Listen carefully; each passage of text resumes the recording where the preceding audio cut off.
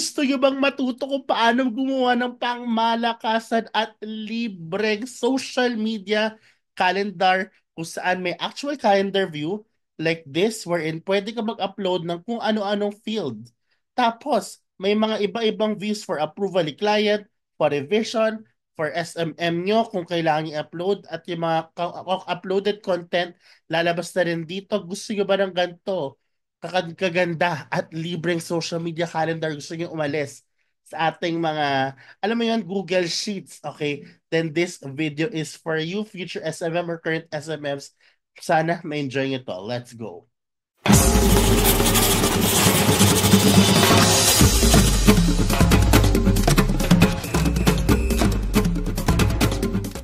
Okay, mommy, let's start creating this updated, okay, pangmalakasa, okay, content calendar para sa mga SMMs out there. Sana masundan nyo ito.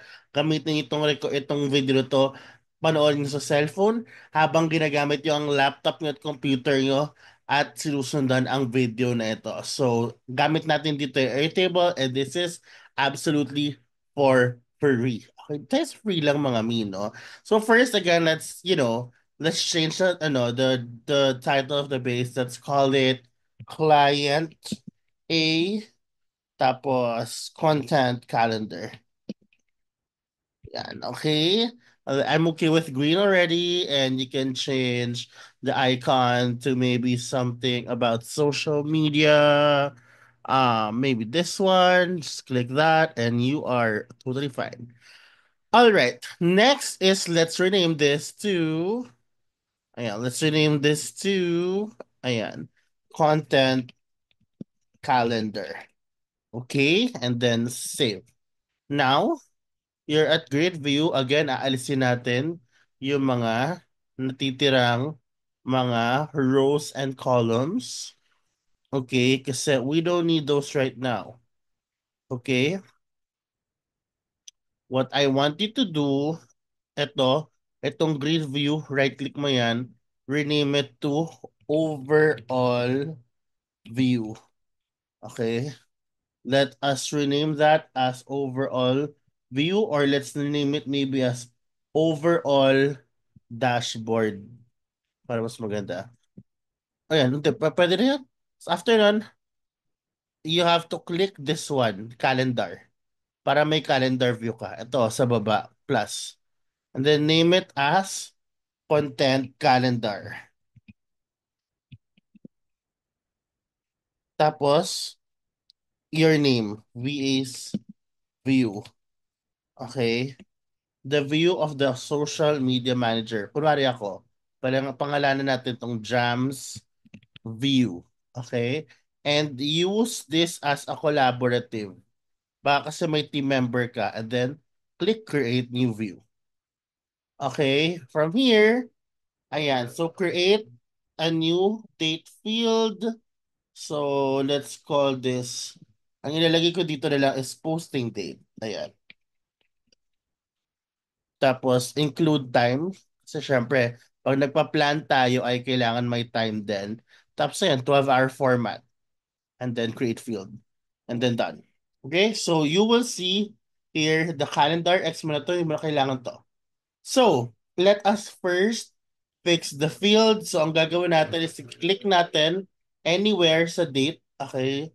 May plus button there, guys. Click that one. Okay, and then you see this. Ito yung lalabas, you see this. Yung expand content, click mo yan para makita mo yung buo. What we need to fix here ay yung fields. Pag sinabi ko yung fields, ito yung mga kailangan mong ilagay dito, yung mga topics, yung mga kung sino yung person involved, ano yung status, ano yung content calendar, ganyan, ano yung, alam mo yun, drop down files, ganyan. So, yung mga categories ba? So, let's start by working on what's in front of us right now. So, ito si name. Click natin yan. May arrow pababa. They call it, you choose edit field. I-rename lang natin as content title. Okay? Next is, ayan, posting date. Okay. And then what I want to do here, imagine you have a team, guys. Kunwari may team ka. Okay. Click mo to, pack. Okay. And then, ayan. Lalabas to. Kuha ka dito. Pindutin mo yan, single select. Yung may drop down. Rename it as assignee. Ayan. Okay. Pwede mo na rin lagyan ng assignee yan. Let's say, ang assignee natin ay, of course, si client. Client. So, si social media manager, kunwari kasi ikaw ay ano eh, kunwari ikaw ay, tawag dito, kunwari ikaw ay yung marketer, no? Tapos lagyan natin dito si content manager. So, si content manager, taga-produce ng content. Si social media manager, taga-upload ng content. Si client, taga-approve. Okay, clear? Yan ang pinagkaiba ng lahat. Okay? Let's add myself here. For example, actually, palitan natin yung ano, assignee as user. Ayan. Pero kasi, just for demo dapat user siya guys Tapos nandito na lahat ng team mo kasi automatic lalabas na yung users dito eh. But i-assignee ko muna. Ayan. Assignee single. Ayan. Okay. And then, social media marketer. Okay? So, social media marketer ang initial approver and then final approver natin ay si client. Ganyan siya. Okay? Save. Depende yan sa team nyo guys kung sino yung nasa team nyo. Okay, next. Lagay tayo dito ng ayan. Okay, lagay tayo dito ng let's say pinindot ko is add new field. Kung anong klaseng topic ang inaano nyo dyan. Let's go. Let's start with YouTube. Ayan, YouTube muna tayo kasi madami nag-YouTube dyan eh. So, I will go to single text line. Ilalagay ko dito ay YouTube title. Okay. YouTube title. Yan. Another text line. Single text line. I'll put here um, YouTube thumbnail headline. Yung nilalagay nila sa headline. Kasi si marketer nag-ano nito eh. Nag-plan nito eh. Tapos, after nyan, ilagay natin dito yung upload na type of field. Nasa na yan? Hinahanap ko, Mi. Ayan, okay? Matututunan nyo to, Mi. Kalma lang kayo. Okay? Pwede kayo mag-upload dito, Mima. Saan na? Nawawala ah. Mi, ba't nawawala siya, Mi? Sinong mama mo? Attachment. Ayan, attachment. YouTube video. Okay? Back. Ang problema lang sa free version nitong si ano, si sino to? Si Airtable is may limit yung kanyang may limit yung kanyang memory. Kaya maganda dito, Google Drive links na lang. Pero just for demo purposes, ayan, kunwari mayaman ka, yan, mag-upload ka dyan. Isa pang attachment, ilagay natin dyan ay YouTube thumbnail. Di ba? Add a new field. Let's call it yung long text na options. Let's call it YouTube caption and keywords. Ayan, enable rich formatting. Pak. Mamaya pa natin ma-arrange yung ano yan, guys. Ang ano yan, ang ang pagkasunod-sunod. So, saan pa ba tayo nag-upload? Let's say TikTok and Reels. So, lagay tayo dito. Plus. Okay? TikTok and Reel comment. Reel captions. Caption lang. Ayan. Let's do a long text version. Anything na caption, long text is enable rich formatting, ha? Yan, pak. Tapos, another field. Let's do attachment again. TikTok or Reel video. Pak. 'Di ba? Saan pa tayo nag-upload? Okay? Upload tayo sa Instagram, IG, or FB, um photo, caption, title, ano ba? Caption here. Okay? Long text pag caption. Okay, add a new field, attachment, TikTok or FB content. Okay. After nyan, let's go Spotify. Let's say podcast title. Ayan, single text. Okay, and then add new one. Let's call this podcast caption. Pag caption once again, long text. Okay, and enable rich formatting. And then can add here podcast thumbnails. Dalawa na. Kasi sa pag video podcast ka ngayon, guys, iba yung thumbnail sa video, iba thumbnail sa pinaka-podcast mismo. So, pero pwede naman one upload or attachment field for both. So, ayan. And lastly, podcast episode. Episode. Okay. And then, let's do, ayan, attachment. Yan ang mga fields so far.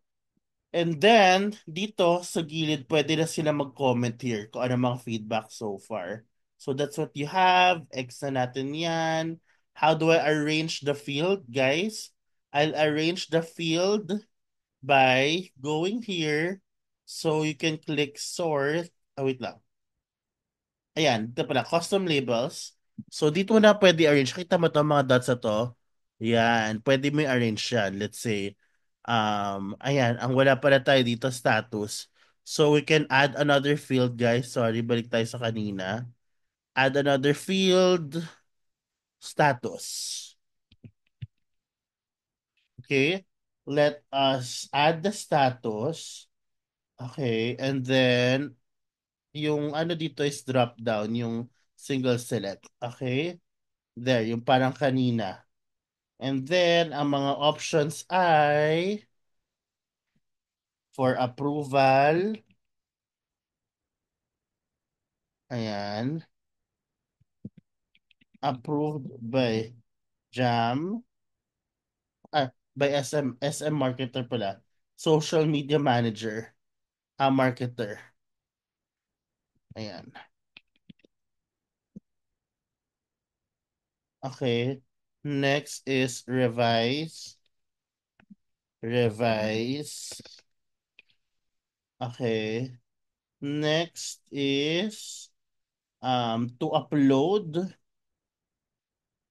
and uploaded. To upload. Pangit ko mag-type, guys. And uploaded. Okay, iba natin kulay. So for approval, let's do that color.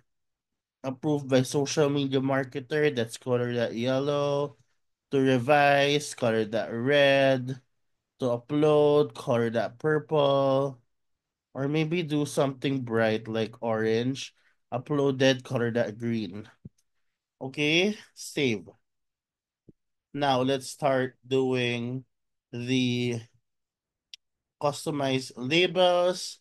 So si status, iaangat ko siya dito after ng assign. Okay? So YouTube title, thumbnail, video, thumbnail, caption, keywords. TikTok, okay na sa akin yan. TikTok reel caption, video, IG or FB caption, content, podcast title. Okay na sa akin yan, but you can arrange it here under customized fields. Okay, now, okay, let us create other views. Okay, delete ko to. So that's your calendar view already. What you wanna do, guys, right now is to click this gallery view. To back and rename it as for approval. For approval, clients view. Open and close. Collaborative, create view. Okay. So this one, sorry, para hindi na kayo malito, yung kaninang calendar view, ilagay natin as marketer's view. Social media marketer's view. Ayan. Client's view. Ayan. Okay. Next, another gallery. Let's call it for revision. Okay. Create new view. Let's do another gallery view. Okay. SMM to upload. Okay. Next, gallery view, uploaded content. So, dan yun na lang, guys. Alright. Okay. Now, what do I wanna see here? Dito muna tayo sa for approval. Sundan niyo lang ako, guys. For approval na view, click here filter. Okay. Add condition. Okay. Where the status is for approval. Okay. Status is tawag dito, not for approval but ano pala, approved by Jam or by social media manager or marketer.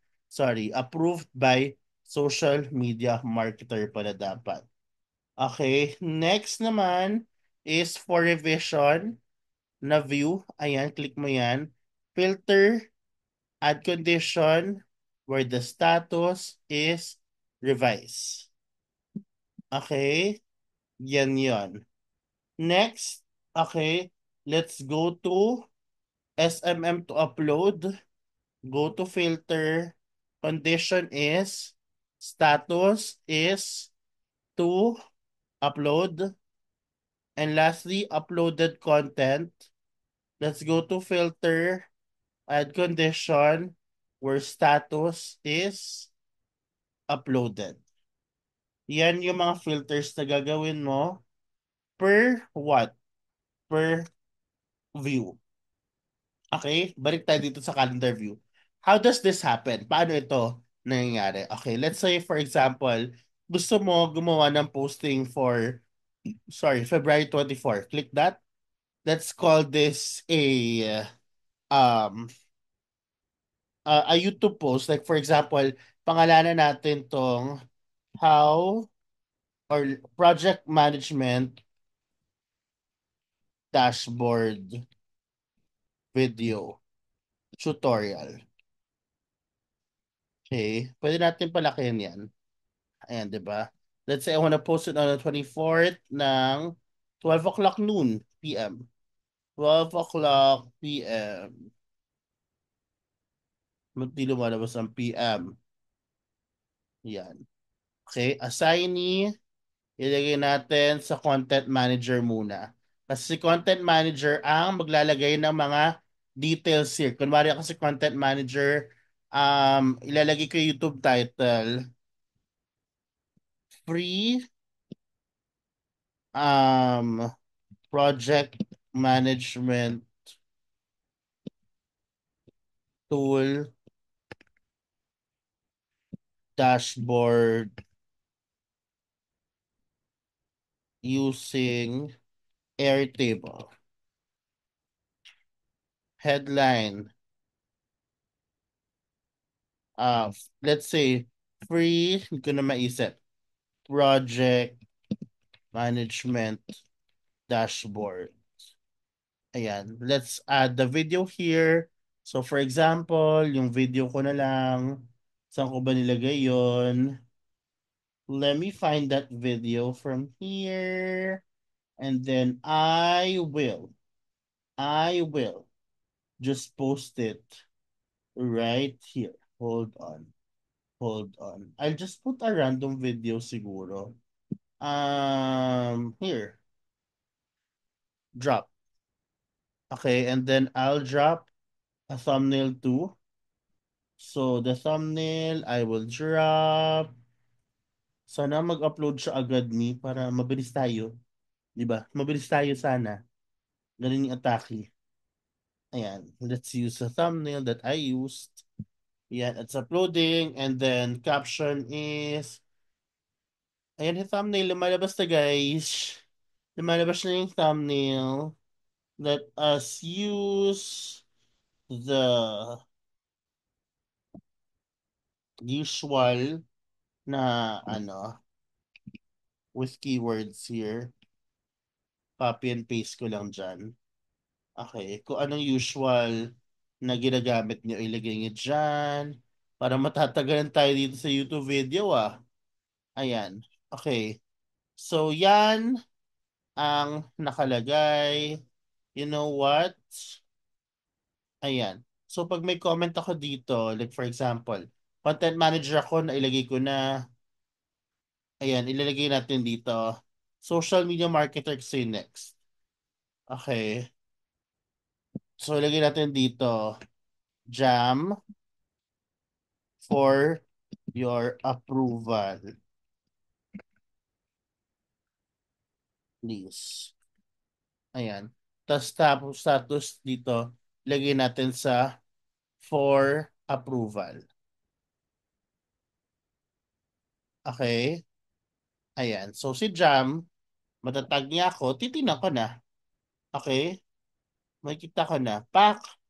Okay. Pack. Ayan. Okay. Approve naman.